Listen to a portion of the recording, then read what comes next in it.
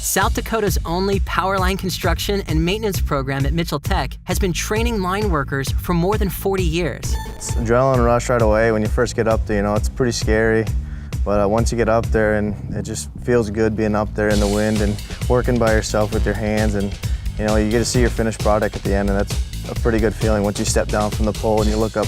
Climbing poles, it's the funnest, I think. Adrenaline rush sometimes. It's really windy out and getting thrown around a little bit. Spend your days outdoors in Mitchell Tech's utility field, where your abilities will be put to the test climbing, working with high voltage electricity, and learning to serve customers' power needs every day.